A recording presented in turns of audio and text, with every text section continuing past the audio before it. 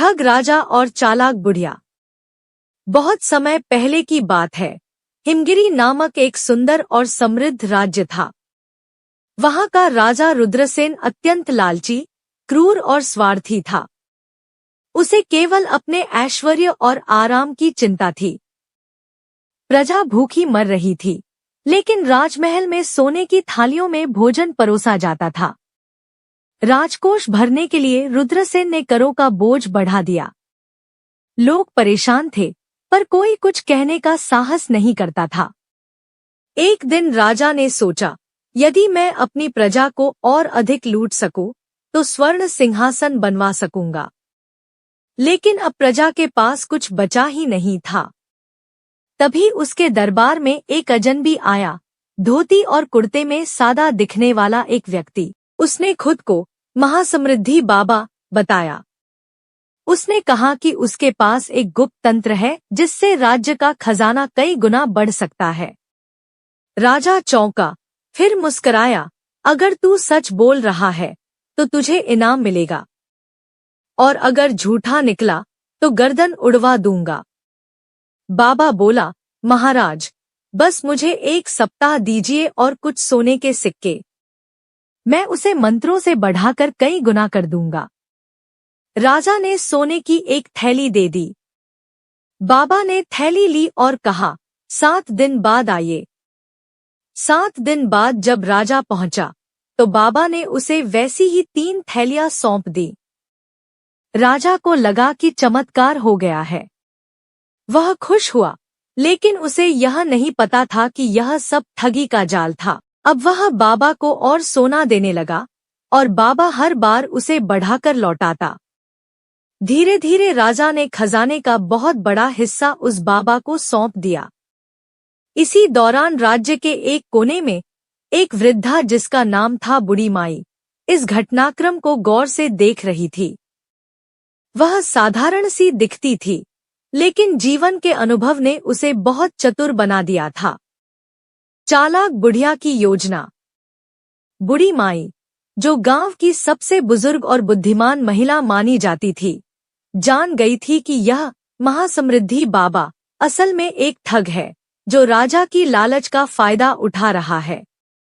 वह बोली, राजा ने जनता से लूटकर जो सोना इकट्ठा किया, वो अब एक ठग को दे रहा है, और कोई उसे रोक नहीं पा रहा। बुढ़िया ने अपनी पोती मीरा को बुलाया और कहा, चलो बेटी, अब वक्त है ठग को ठगने का। मीरा समझदार और निडर लड़की थी। दोनों ने एक योजना बनाई। अगले दिन बूढ़ी माई साधारण वेश में दरबार पहुंची और राजा से मिलने की अनुमति मांगी। राजा ने पहले मना किया, पर जब बूढ़ी माई ने कहा कि वह बाबा से भी बड़ा चमत्कारी तंत्र जानती है, तो राजा चौंका। वह अब पूरी तरह लालच के जाल में फंस चुका था। बुढ़िया बोली, महाराज, जिस बाबा ने आपको 3 थैली दी, वह तो मेरा शिष्य था। असली तंत्र तो मेरे पास है। मैं चाहूं तो आपके हर सिक्के को हीरा बना सकती हूं। राजा की आंखें चमक उठीं। तो फिर सिद्ध करो, राजा बोला। बुढ़िया बोली, महाराज, तंत्र क्रिया के लिए मुझे उस बाबा के साथ एकांत में 5 दिन चाहिए, और आपके खजाने से थोड़ी सी सामग्री। राजा ने तुरंत आदेश दिया कि बाबा और बुढ़िया को महल के एक विशेष हिस्से में रखा जाए। बाबा को जब पता चला कि कोई नई महिला आ गई है जो खुद को उससे बड़ा बताती है, तो वह सतर्क हो गया। पर बुढ़िया ने बड़ी चालाकी से बाबा से मित्रता करना शुरू किया। उसने कहा, बाबा, तू तो सच्चा ज्ञानी है। हम मिलकर राजा को पूरा लूट सकते हैं। बाबा लालच में आ गया। उसने बुढ़िया को अपने असली नाम धनपाल से बुलाना शुरू कर दिया, और धीरे धीरे अपने सारे हथकंडे उसे बताने लगा।